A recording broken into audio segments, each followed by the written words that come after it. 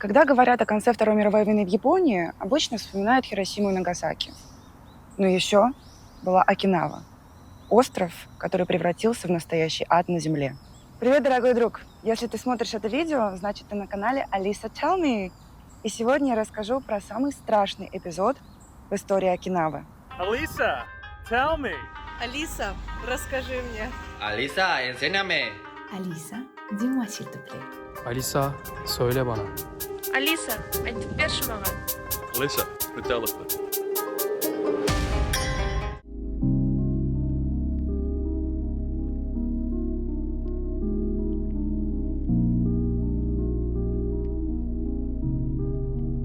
С того дня прошел 81 год. Многие свидетели той эпохи уже покинули этот мир.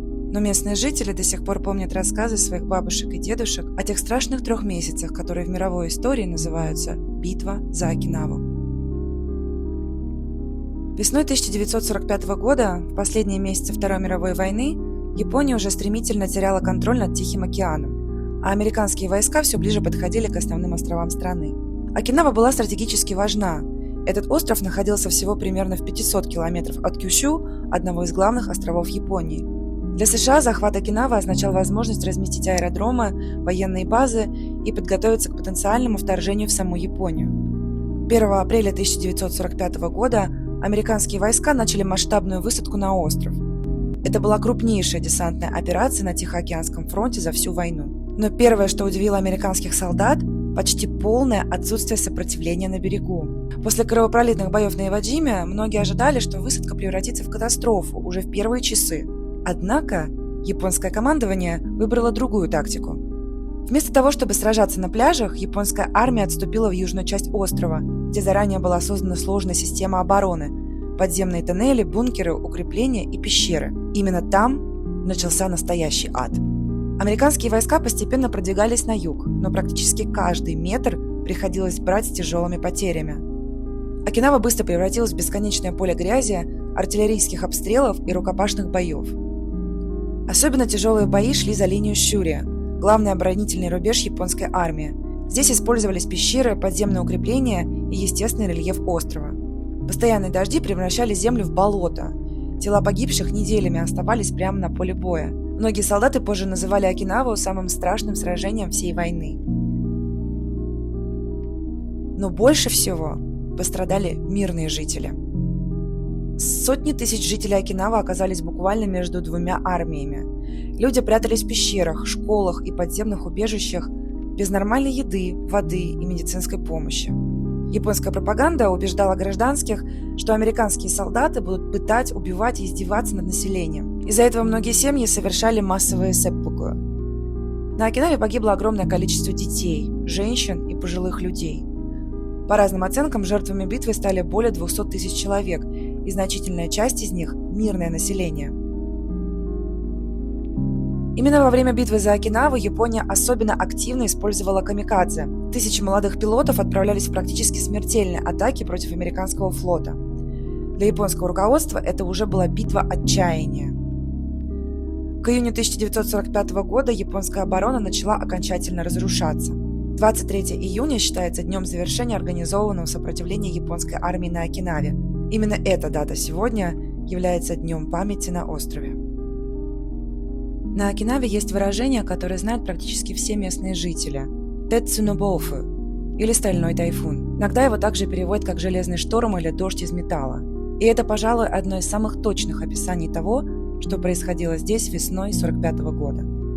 Когда мы говорим о битве за Окинаву, легко представить себе отдельные сражения, передвижение войск или военные карты. Но для обычных жителей острова война выглядела совсем иначе. Для них это были бесконечные взрывы, грохот, который не прекращался ни днем, ни ночью, самолеты в небе, обстрелы с кораблей и постоянное ощущение, что безопасного места просто больше не существует.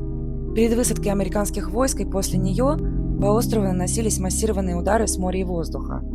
Сотни кораблей участвовали в операции у берегов Окинавы. Артиллерия работала практически без остановки. Снаряды падали на горы, деревни, дороги и укрепления по всему острову. Для людей, оказавшихся в эпицентре этих событий, казалось, будто сам воздух наполнен металлом. Именно поэтому спустя годы многие жители будут вспоминать битву не как череду отдельных событий, а как один бесконечный стальной тайфун. Многие семьи были вынуждены скрываться в пещерах и временных укрытиях.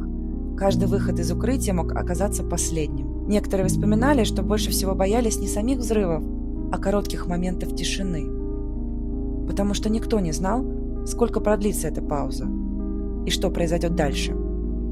Сегодня трудно представить масштаб происходившего, но последствия битвы оказались намного шире самой Окинавы. После этого сражения японское руководство увидело, насколько катастрофическим может стать вторжение на основные острова Японии. Потери были колоссальные, даже на относительно небольшом острове. Многие историки считают, что именно события на Окинаве стали одним из факторов, повлиявших на решение США использовать атомное оружие против Хиросимы и Нагасаки спустя всего несколько недель.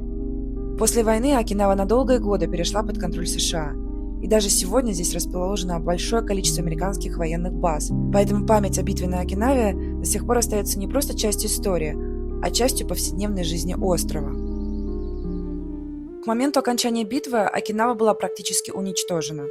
Целые города исчезли, многие деревни были стерты с лица земли. Погибло примерно четверть населения острова. Выжившие жители жили в лагерях, временных бараках, пещерах и среди руин. Американская армия сразу начала использовать остров как огромную военную базу. Причем Окинава была важна уже не только для войны с Японией. Началась холодная война, и США хотели сохранить контроль над стратегическим островом в Азии. После войны Окинава управлялась напрямую американскими военными. Фактически остров оказался отделен от Японии. Для местных жителей это стало шоком. Япония уже начала восстанавливаться, а Окинава оставалась под иностранным военным управлением. Американцы начали массово строить базы, аэродромы и военную инфраструктуру. И для этого у местных жителей изымали землю. Во многих случаях людей просто переселяли принудительно. Иногда это происходило буквально под угрозой оружием. На Окинаве до сих пор существует выражение «bulldozers and bayonets», что значит «бульдозеры и штыки». Так местные описывали процесс захвата земли под американские базы в 1950-х годах. Американские власти сносили дома, расчищали территории бульдозерами, а солдаты контролировали процесс с оружием.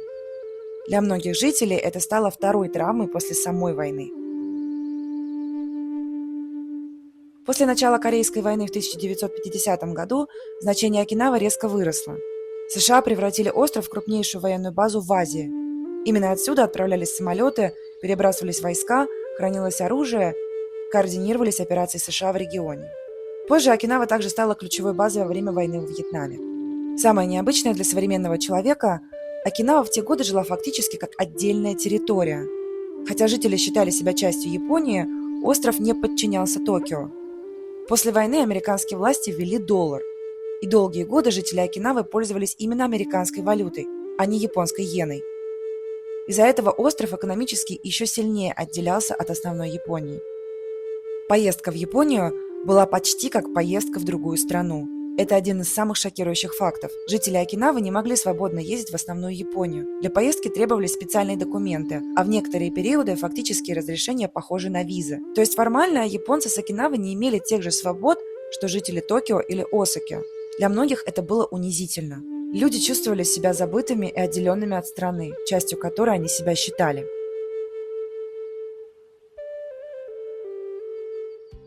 Во время оккупации Окинава начала сильно отличаться от остальной Японии. На острове появились американские автомобили, военные городки, англоязычные вывески, американская музыка, фастфуд, культура баров вокруг баз. Многие современные особенности Окинавы появились именно тогда. Но одновременно росло недовольство. Несмотря на экономическую зависимость от баз, среди местных постепенно усиливается протест против американского присутствия. Причин было много: изъятие земли, преступления со стороны военных, шум самолетов, аварии, ощущение жизни под оккупацией. К 1960 годам на острове усилилось движение за реверсию, возвращение Окинавы под контроль Японии. Для многих жителей это было не только политическим вопросом, сколько вопросом достоинства. Люди хотели снова использовать иену, свободно ездить по стране, иметь те же права, что и остальные японцы. 15 мая 1972 года Окинава официально вернулась под контроль Японии. Этот день называют «фукки», то есть возвращение. На острове снова ввели японскую иену. Жители получили полноценное японское гражданское управление и свободу передвижения внутри страны. Но американские базы никуда не исчезли. И вот здесь начинается главный парадокс Окинавы. Даже после возвращения Японии большинство американских баз остались именно на Окинаве, хотя сам остров занимает меньше 1% территории Японии. Из-за этого многие жители до сих пор считают, что Окинава несет непропорционально тяжелое бремя американского военного присутствия. Почему это важно сегодня? Чтобы понять современную Окинаву, нужно помнить, что Вторая мировая война здесь не закончилась в 1945-м, а продлилась еще на 27 лет в виде оккупации военных баз, политического давления и общей отделенности от основной Японии. Именно поэтому память о войне на Окинаве ощущается гораздо острее, чем во многих других регионах страны.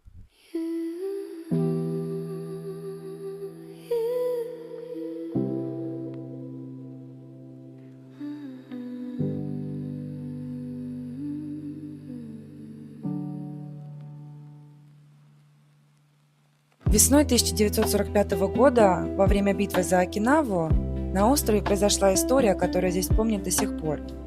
Это история школьниц, известных как Химиюри Student Corps – отряд лилий. Сегодня на старых фотографиях они выглядят как самые обычные подростки. Школьная форма, улыбки, групповые фотографии с одноклассниками. Многим из них было всего 15-16 лет. До войны они учились в 2 женских школах Окинавы и, как многие подростки того времени, жили обычной жизнью. Уроки, экзамены, друзья и планы на будущее. Но весной 1945 года их жизнь полностью изменилась. 23 марта японские власти мобилизировали более 200 школьниц и учителей для помощи армии. Девушкам сообщили, что они будут работать в госпиталях и помогать ухаживать за ранеными. Многие тогда еще до конца не понимали, насколько тяжелой становится ситуация на острове.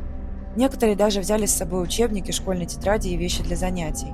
Но вместо обычных больниц школьницы оказались в подземных укрытиях и пещерах, которые использовались как военные госпитали. Условия там были очень тяжелыми. Постоянная влажность, нехватка света, практически отсутствие лекарств и большое количество раненых людей вокруг. Школьницы помогали врачам и медсестрам, переносили пациентов, ухаживали за ранеными, готовили бинты, помогали во время операций и часами работали над постоянными обстрелами. Многие из них впервые столкнулись с реальностью войны именно там, под землей. Со временем ситуация на Окинаве становилась все тяжелее. Боевые действия приближались все ближе, а условия в укрытиях ухудшались с каждым днем. Не хватало еды, воды и медикаментов. В воспоминаниях выживших часто встречается одна и та же мысль. Они были обычными школьницами, которые слишком рано оказались во взрослом и очень жестоком мире. Особенно трагичными стали события июня 1945 года. Когда японская оборона начала разрушаться, школьницам неожиданно сообщили, что они больше не нужны и должны покинуть укрытие. Но к тому моменту остров уже был почти полностью разрушен. Многие девушки не знали, где находится их семья, куда идти и как вообще выбираться из зоны боевых действий. Часть школьниц продолжала скрываться в пещерах на юге Окинавы. Во время одного из обстрелов многие из них погибли. Другие пытались самостоятельно добраться до безопасных районов острова. Из всей группы выжила только небольшая часть девушек и учителей. Сегодня история Химиюри стала одним из главных символов памяти о битве за Окинаву. На юге острова находятся мемориалы и музеи, посвященным этим школьницам. Тут хранятся фотографии, школьные вещи, письма и воспоминания выживших. И, возможно, именно поэтому история Химиюри так сильно трогает людей даже спустя десятилетия. Потому что за большими историческими событиями очень легко забыть о судьбах обычных людей. А здесь война показана глазами подростков, которые еще совсем недавно сидели за школьными партами и даже не представляли, что через несколько месяцев окажутся в самом центре одного из крупнейших сражений Второй мировой войны.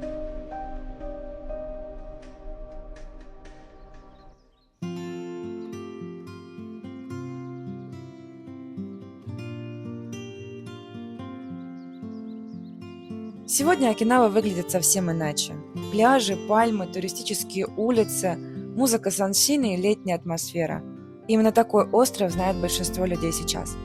И, наверное, именно поэтому особенно трудно представить, что когда-то здесь происходили события, которые полностью изменили жизнь целого поколения.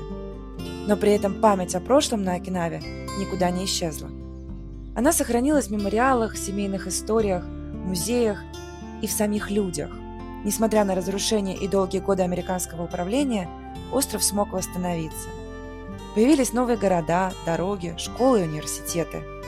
А многие традиции Окинавы, наоборот, стали еще более важной частью местной идентичности. Сегодня здесь можно одновременно увидеть древнюю культуру рюкю, американское влияние и современную Японию. И именно это делает Окинаву такой необычной. Это место, где история ощущается очень близко, но при этом сам остров не живет только прошлым. Наверное, в этом и есть одна из самых сильных сторон Окинавы. Несмотря на все пережитое, здесь по-прежнему очень сильно чувствуется любовь к жизни. Вот такая вот история получилась в этот раз. Напишите в комментарии, какие моменты и факты удивили вас больше всего. Я считаю, что про Окинаву за пределами Японии говорят незаслуженно мало, и поэтому хочу как можно больше людей, чтобы знали об этом чудесном месте. Конечно, подписывайтесь на мои социальные сети, все ссылки будут в описании. Я живу на Окинаве и рассказываю про этот остров не только как про туристическое место, но и через призму его истории, культуры и жизни здесь. И как обычно, матане!